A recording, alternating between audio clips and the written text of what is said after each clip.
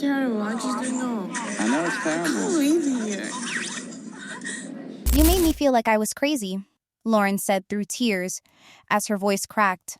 And just like that, the entire reunion stage fell silent. Elizabeth didn't respond immediately. Her jaw tightened, her arms crossed, and her eyes flickered, calm on the outside, but clearly calculating.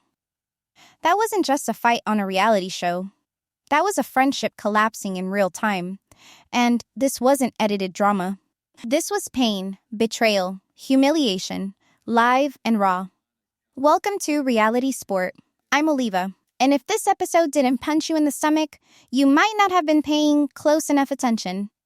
Subscribe if you haven't already, because we're breaking down the real reason behind Loren and Elizabeth's fallout and the price of getting too close when the cameras never cut. Don't forget to hit the comments. Do you think this friendship can ever recover? Or was that the moment everything truly ended? For years, Loren and Elizabeth were the side story viewers leaned on, the breath of sanity between Gino's hat and Angela's latest threat. They were the nice ones, the grounded moms who made relatable jokes, supported each other, and stayed above the mess. If the 90-day franchise was a drama-packed dinner table, Libby and Loren were the inside joke in the corner, the ones with matching strollers and unbothered smiles. Until suddenly, they weren't even in the same frame. Fans noticed the first signs quietly. No birthday posts, no heart emojis under baby updates. Then came the unfollows. Loren wiped Elizabeth off her grid. Elizabeth returned the favor within hours. That digital silence was louder than any shouting on the tell-all stage. And it had everyone asking, what the hell happened? Turns out, everything imploded after what was supposed to be a casual welcome party. A shoot day that included family, food, and new beginnings. But Andre made it unforgettable for all the wrong reasons. One offhand comment about Moldova spun into a full-blown argument with Loren and Alexei. According to people on set, Andre accused Alexei of acting like he still ruled a little kingdom. Elizabeth tried to defend her husband, probably without thinking twice, forgetting for a second that she wasn't just backing her partner. She was publicly turning against her best friend. That moment cracked the foundation. What followed was a chain reaction. Private conversations leaked. Texts passed from wife to husband. Things said in confidence now used as ammunition behind the scenes. Loren, no stranger to postpartum struggles and the emotional chaos of parenthood on camera, suddenly found herself exposed. Elizabeth? She backed off, or worse, doubled down, depending on who you believe. Something in this moment shifted forever, and no one seemed ready for what came next. Because once the audience realized what had happened, that Elizabeth had allegedly shown Andre screenshots of Loren venting, everything changed. It wasn't just a feud. It was betrayal. Viewers weren't watching a disagreement.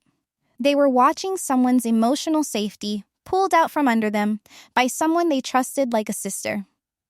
And if you thought that was the end of it, you haven't seen what really happened when the cameras kept rolling backstage. It started with a toast. Everyone was smiling, drinks were flowing, kids running around, cameras catching every angle of Loren and Alexei's big new chapter. Welcoming guests to their new home, a scene that should have been joyful, normal, even forgettable, turned fast. Andre opened his mouth and hijacked the mood with one of his signature digs. It wasn't even subtle. He looked straight at Alexei and made some offhand comment about ruling a tiny kingdom back in Israel, like he couldn't resist reminding everyone who supposedly wears the pants. What was supposed to be banter snapped into something colder. Loren didn't laugh it off. Alexei looked stunned. And Elizabeth? She didn't smooth it over. She escalated it.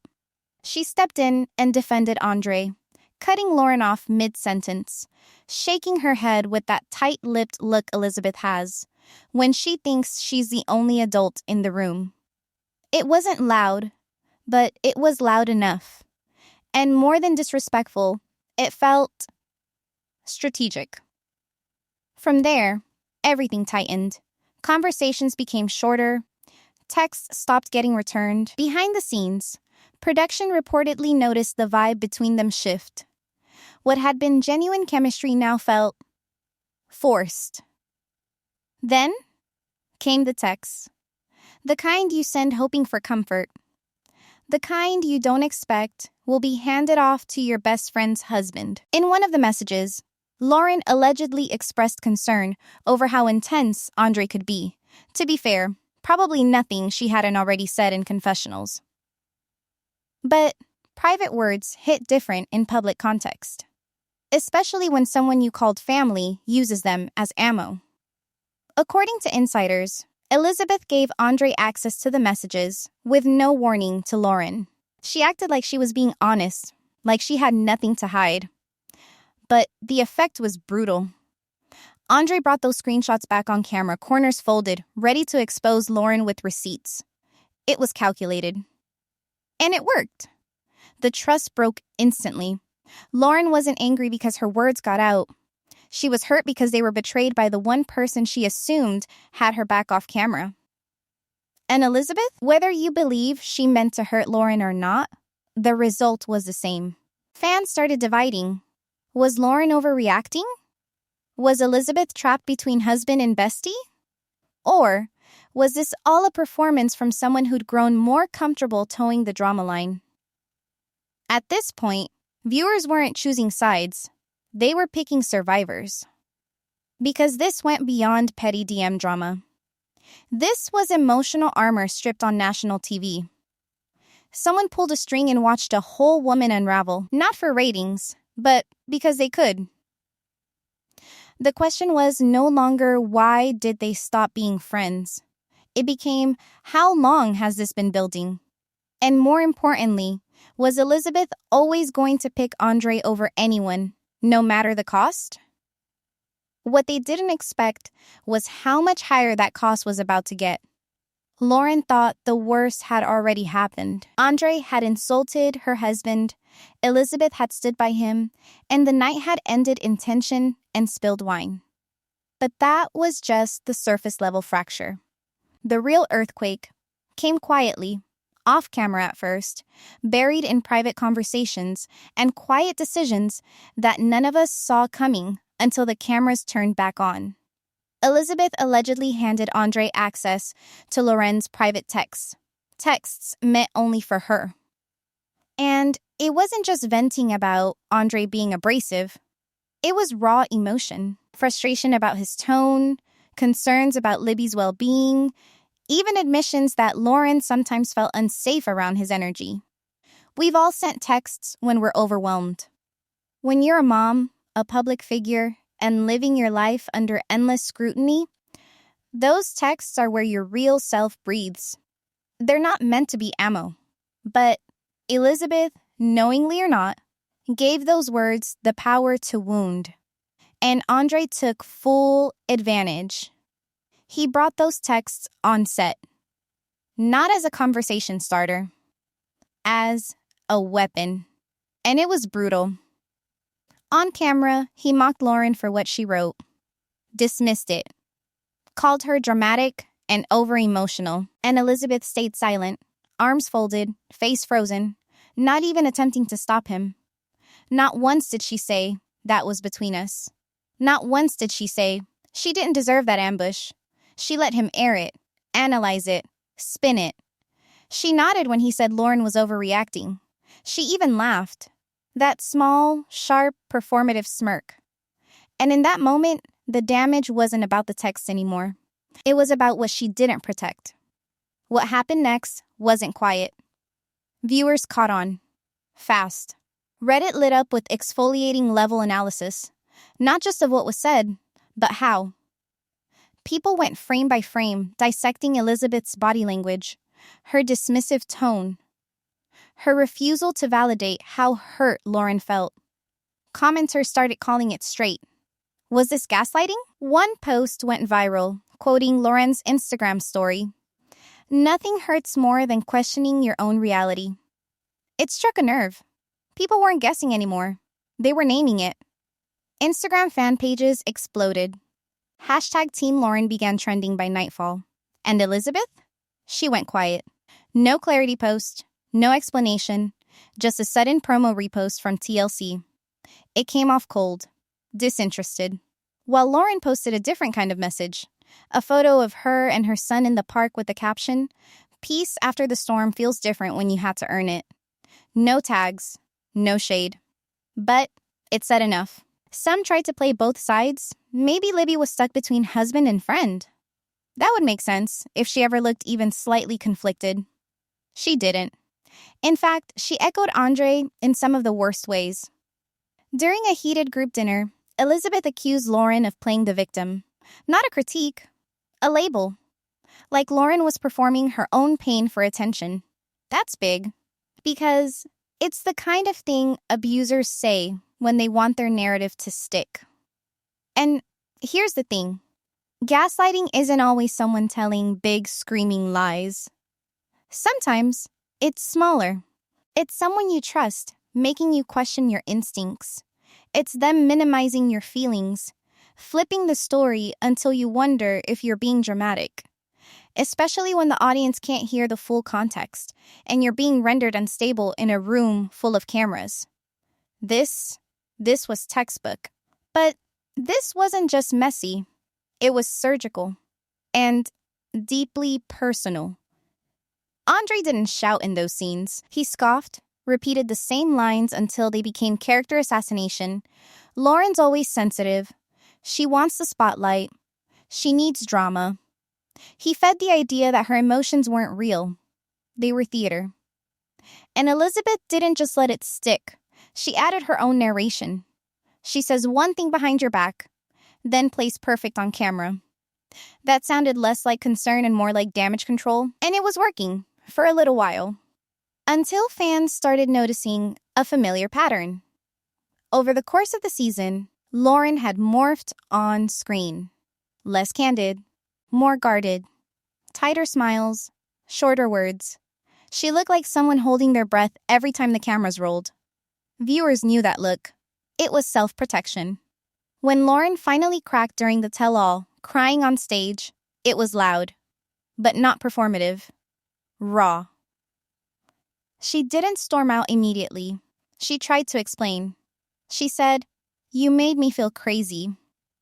That doesn't come from a single betrayal. That comes from weeks of being made to feel like you're the problem for even noticing something's wrong. Elizabeth's response? "Loren, you love being the victim?" That's when it snapped. Not for Loren, for the viewers. Because how many women have heard those words?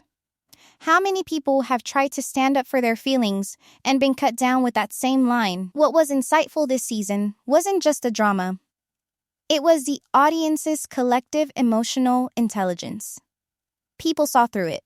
They felt that gaslighting wasn't about one villain and one victim, but about how micro-performances of dismissal can cut deeper than screaming matches. And then came the shift in the fandom. Elizabeth had long coasted on being the sweet one in the family, the grounded sister. This season, that image cracked. Fans started revisiting old clips, times she'd dismissed female friends, barely comforted her siblings, let Andre get away with borderline bullying under the excuse of marriage. Suddenly, her behavior with Loren didn't feel out of character. It felt revealed. Meanwhile, Loren didn't post angry rants or TikTok breakdowns. She pulled back, protected her kids, spoke about mental health, gave fans content that wasn't retaliation, it was resilience. And that contrast hit hard. Still, some pushed back.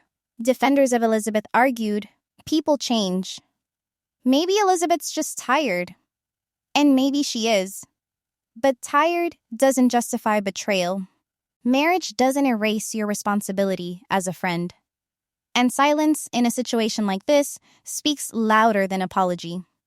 The next explosive confrontation would unfold at the tell-all, which, at this point, was less a reunion and more a smoldering minefield. Friendships weren't the only ones collapsing. And someone else, someone who had said nothing the entire day, was about to drop a different kind of bomb, one that made every earlier drama feel small by comparison.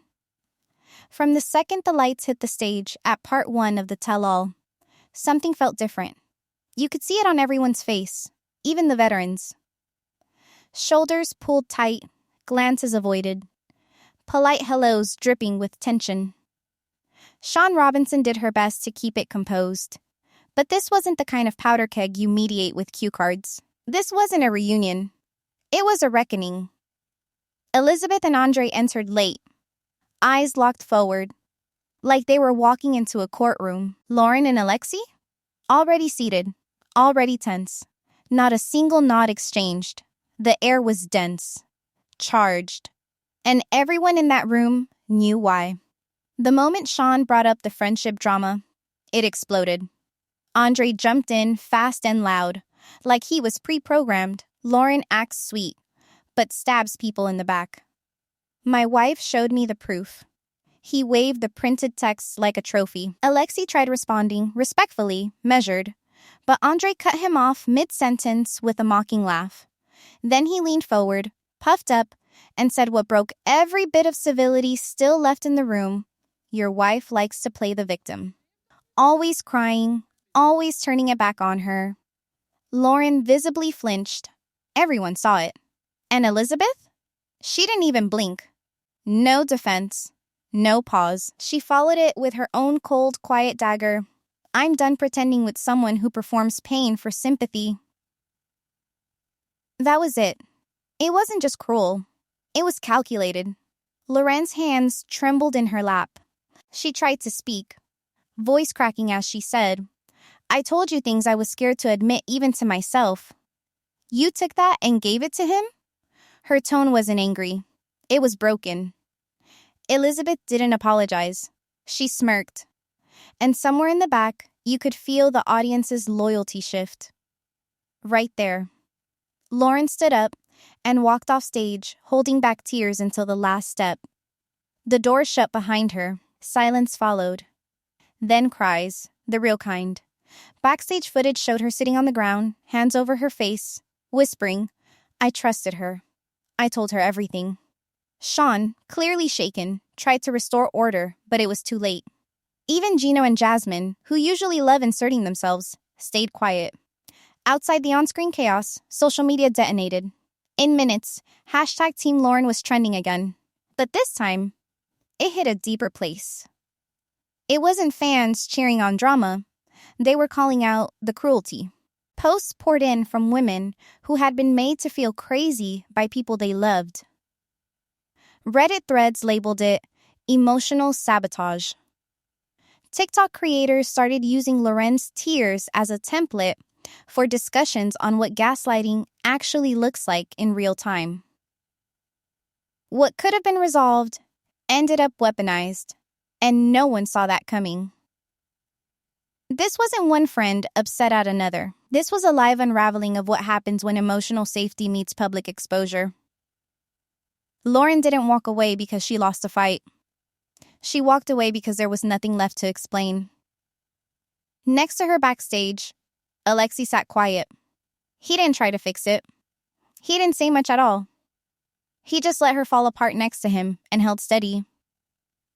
But while Loren broke down, someone else stepped forward, sat quietly under the studio lights, and without raising her voice, changed the mood of the entire set. Yara hadn't said much all evening, but the storm inside her was about to come out. And this wasn't about texts. It was about goodbye. As the chaos of Loren and Elizabeth's implosion simmered behind the scenes, something strange settled over the tell-all stage. Quiet. For the first time all night, no one was snapping, no one interrupting, no one demanding screen time. All eyes turned to Yara, who had barely said a word the entire episode, just sat next to Jovi with that distant, unreadable expression. She hadn't flinched during the fight. She hadn't taken sides. But her silence wasn't distance. It was weight. Sean turned to her gently, sensing the shift. Yara, you've been really quiet tonight. Is there something on your mind? You could hear the set hold its breath. Yara's voice wasn't angry. It wasn't loud. It wavered slightly, then steadied as she looked not at Sean, but at Jovi. I don't want to pretend anymore. I miss home. My family. My country. I feel like I am disappearing here. Jovi blinked. The smile slipped off his face. For the first time since they walked on set, he looked genuinely caught off guard. What do you mean? He asked, eyes narrowing. Yara took a breath. I've been planning to go back to Ukraine. I already bought a ticket. Silence slammed into the room like a truck. The kind that makes your chest tighten, because you know nothing will be the same after this moment. Jovi laughed, half confused. Wait, like a visit? Yara shook her head, eyes welling up. No, I don't know how long I'll be there. I need time. I need to remember who I am. The audience, the cast, even production froze. Elizabeth looked over, stunned. Loren, backstage, turned toward the monitor. And Jovi? He shut down. Gone was the cocky smile. The jokes. His eyes were wide, crushed, and his voice cracked when he finally muttered, You're taking our baby and leaving? The tears fell freely now, from both of them. Yara didn't shout. She didn't blame. She explained. I've tried. I've stayed quiet, smiled. But I feel like I don't have a voice here. You have your job, your friends, your city. I have nothing but FaceTimes with my mom. My daughter won't know my language, my home. Sean whispered, You're saying this now, for the first time? Jovi's jaw tightened. Why didn't you tell me in private? Because every time I try, I feel like I get talked out of it. There it was. The real tear in their marriage. Not infidelity, not control, just exhaustion. Yara wasn't leaving because she stopped loving Jovi. She was leaving because she couldn't keep putting herself last. Her grief wasn't for Jovi. It was for the version of herself she no longer recognized. The loudest shock didn't come from screaming. It came from silence. Fans online weren't ready. Threads flooded Twitter and Reddit. Is this the realest moment in 90-day history? Cried one post with over 22,000 likes. Hundreds of viewers admitted they cried watching her speak. This wasn't the show's trademark mess. This was loss. Raw and earned. What made it so devastating was how calm Yara stayed. She didn't flinch even when Jovi tried to reel her back. We'll visit more. I'll take time off, he offered, reaching for her hand. Yara pulled gently away, not with resentment, but with finality. You always say later, she said. And I always wait. Now it was his turn to tear up. So that's it? You're leaving for good? I don't know for how long. But I have to go. For Mila. And for me, she wasn't asking permission. She was informing him. Around the stage, reality sank in. Couples who came for screen time were now watching each other break apart over something no producer could script. Cultural displacement, maternal grief, emotional debt. Even Elizabeth, whose focus had never once shifted off herself or Andre the entire night, looked shaken. Though whether by Yara's strength or her own dwindling support, no one knew. Jovi leaned over, face in hands. I'm scared, he whispered. Yara leaned in without hesitation. I know. Me too. Their love wasn't toxic. But sometimes, love stops being enough to keep you from drowning in a life that doesn't fit you anymore. And herein lay the genius of Yara's move. It wasn't reactive. It was deliberate. Though she hadn't fought for attention all night, her words were the ones everyone remembered, the ones that cut deepest, because they didn't come from anger. They came from clarity. Off-screen, in the days that followed, fans flooded her DMs with support. Immigrant women from every background thanked her for saying what they never could. For showing that needing space doesn't mean abandoning love. It means fighting to preserve what little of yourself still remains after being stretched by motherhood, marriage, and migration. Her Instagram stayed muted for a while, save for a single post. A picture of Mila playing in the doorway of a sunlit room, captioned, "Some things you come back to. Others, you leave behind." Peace to both. No tags, no drama, no shade, just liberation. Meanwhile, Jovi's page was quiet too. No updates, no denials, just a reshare of the reunion promo, liked by Loren. And for the unprecedented third time that night, the emotional center of the show had shifted. The fighting was loud. But Yara's goodbye? That's what would keep people up at night. Because it proved there's something worse than betrayal. Feeling completely alone in a life you built with someone who still doesn't understand why you want more. When the studio lights dimmed and the cast flew back home, the tell-all was technically over. But the real aftermath had just begun. Viewers left the reunion not debating whose storyline was the juiciest. They were feeling something heavier. Anger. Sadness. Reflection. Within hours, clips of the most gut-punching scenes had gone viral. Loren's confrontation. Yara's quiet goodbye. But while many cast members faded back into their normal overshare routines, 3 people found themselves caught in very different storms. Elizabeth's social media was the first to show cracks. What used to be a love fest of nursery tours, fashion hauls, and sponsored brand partnerships quickly turned hostile. Comments flooded in with a sharp edge. "You owe her an apology. Girl, we saw everything. You gaslit Loren and smiled doing it." Within 72 hours of the tell-all airing, 3 different brands quietly pulled back.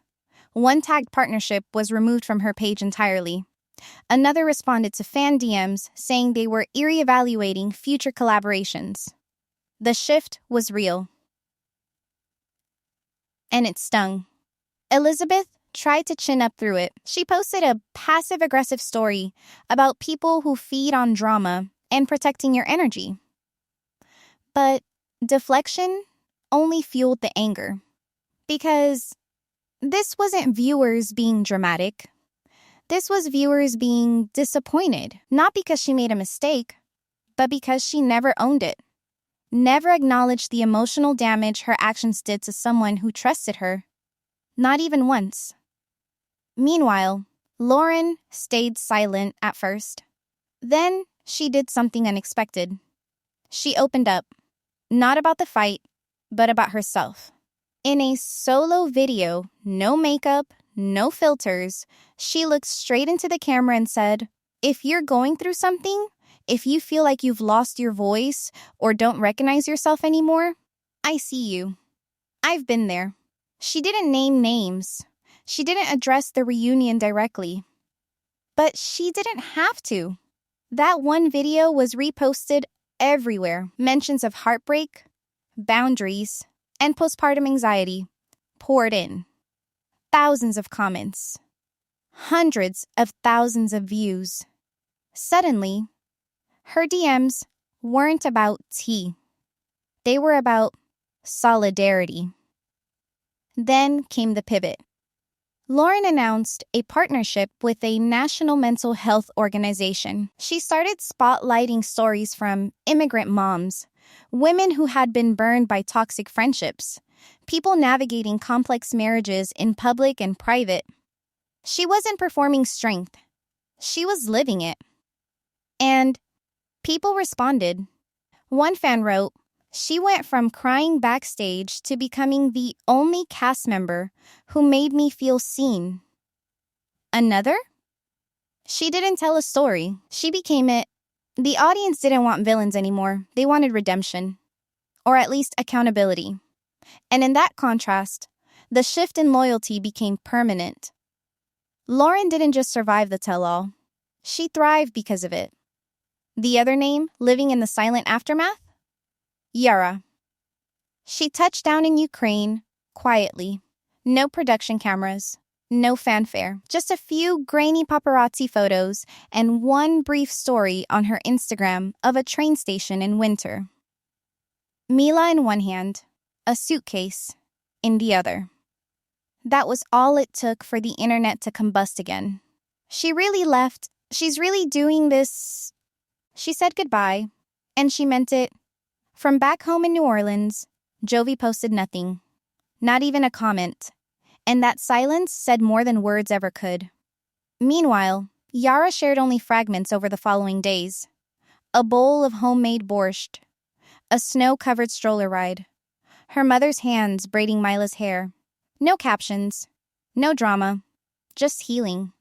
It was peaceful, and somehow, heartbreaking. Fans connected deeply with the contrast. These were three women at radically different endings.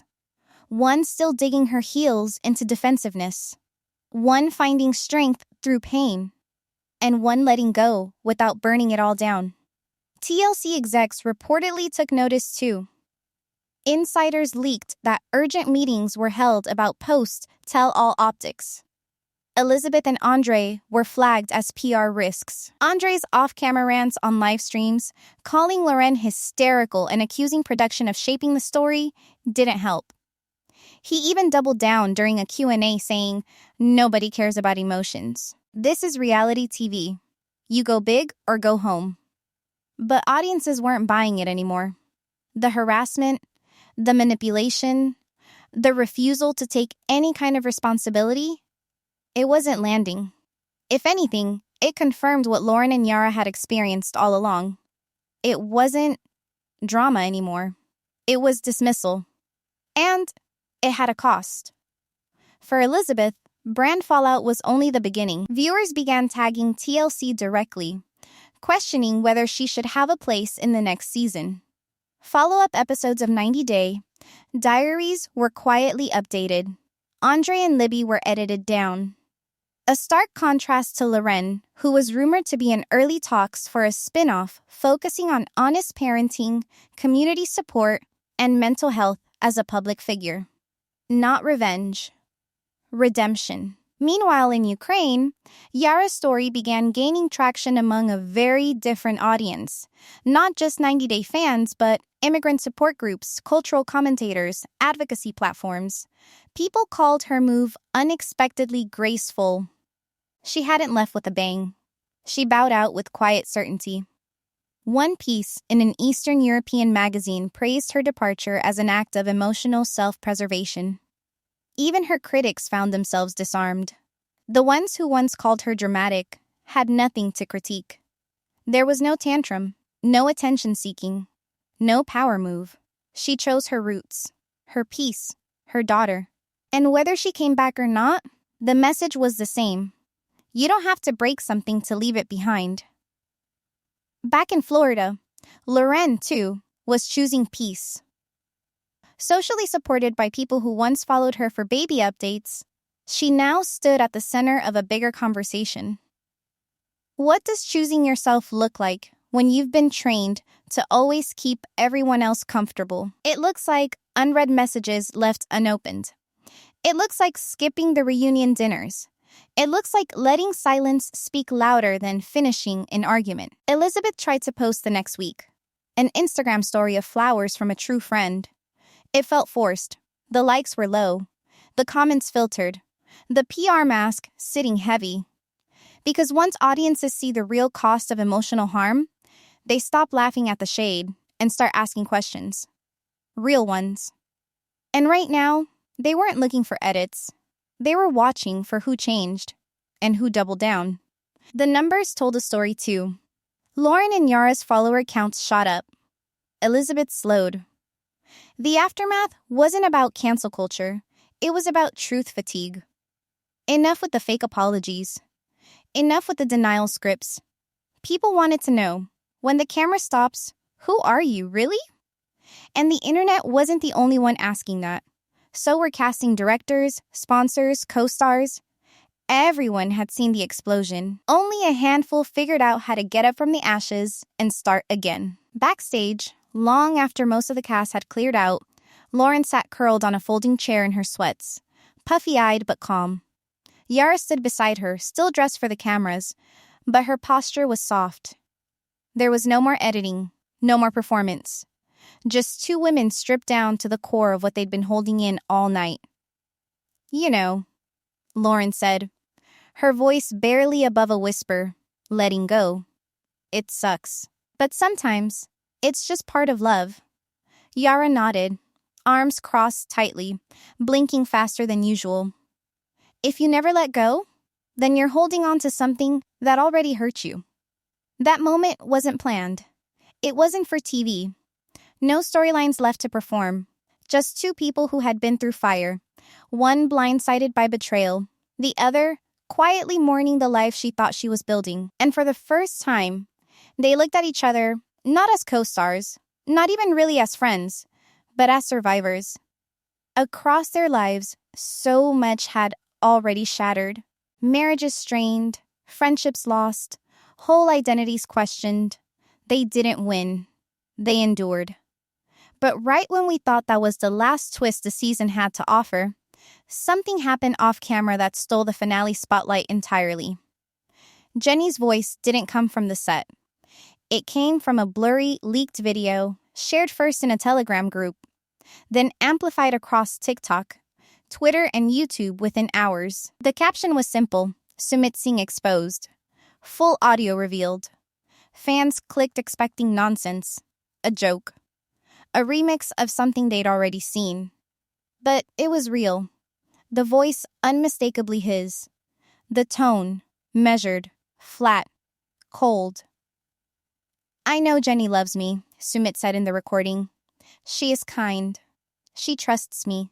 But if being on this show opens the door to America, to more work, to visibility, then it is what it is." 8 minutes. No edits, no gasps, just a slow collapse. Sumit talking privately to someone off camera, allegedly a producer, calmly laying down the real reason he was still hanging on. And love wasn't part of it. The full recording confirmed what fans had long feared but hoped wasn't true.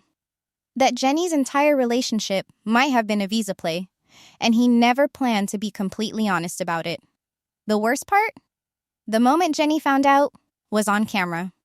Her reaction, raw and wordless, said everything. She clicked replay, heard his voice again, and didn't even blink. She just said, "He lied to me." That whole time. And then she folded, weighed down not by rage, but something harder. Shame. Years spent defending him, fighting with her family, moving across the world, enduring disrespect from his parents, sacrificing every layer of who she was. For what? She wasn't humiliated because people were mocking her. She was humiliated because the one person she'd sacrificed everything for spoke about her like a transaction. Sometimes, the hardest betrayal isn't by your enemies. It's by the people you once called home. By morning, the internet was combing through every clip of Jenny and Sumit's past storylines. Old fights suddenly took on new meaning. Instagram detectives clipped together montages of his lies, his manipulations, the slow way he chipped away at Jenny's sense of self, until doubt was her whole personality. This wasn't a cultural clash. This was pure exploitation. TLC stayed quiet. Legal teams were rumored to be reviewing contracts. And Sumit? Still silent by the time the news broke internationally. But Jenny wasn't hiding. A day later, she posted a single story. Not a breakdown, not a clapback, just a still photo of her old apartment in California, sunlight hitting a chair cradled in the corner. No caption. Her silence didn't carry shame. It carried her exit. And fans, once divided, now stood united. This wasn't a franchise full of wild relationships and petty drama anymore. This was a spotlight on raw grief, real loss, and brave choices made in the aftermath. So where does that leave us? Loren never apologized for her tears. Yara didn't recant her plans. Jenny didn't scream. They each chose peace over performance, clarity over clinginess, dignity over denial. Elizabeth, meanwhile, was nowhere to be seen online that week. The Instagram stories stopped. Shared posts were scraped down to logos and emojis. Any mention of season renewal? Conveniently missing. But people were already asking, would she and Andre even be allowed on season 10? Co-stars weren't posting with her. TLC hadn't added her to promo reels. And with fan pressure boiling over, there was a real risk that the network could pull the plug quietly, saving face. Then came the last moment from the backstage rollout clip. Loren, now packing up her things, turned to Yara and said one final line. Once someone makes you question your reality, it's done. There it was. The full circle, the arc that began with a text, passed through betrayal, and ended with irrevocable truth. Not closure you celebrate, closure you survive. Because the real story 90 Day Fiancé told this time wasn't about romantic happy endings. It was about what happens when someone you love becomes your version of gaslight. When trust is used like a flashlight, but held in the other person's hands, only turned on when it benefits them. So maybe the real question isn't whether love can conquer all. Maybe it's when survival has to take its place. And as the credits roll, rumors are already swirling. Some say Loren's getting a docuseries on motherhood, mental health, and rediscovering identity after betrayal. Others swear Yara may reunite with Jovi in a special filmed across Ukraine and New Orleans. As for Jenny, silence. But maybe not for long. And Elizabeth? Let's just say, if she returns next season, she won't find the same audience waiting for her. Because what happened this season didn't just carry emotion. It carried consequences. Long overdue. Permanently felt. And next time, it might not be loyalty that gets tested. It'll be forgiveness. Or the lack of it.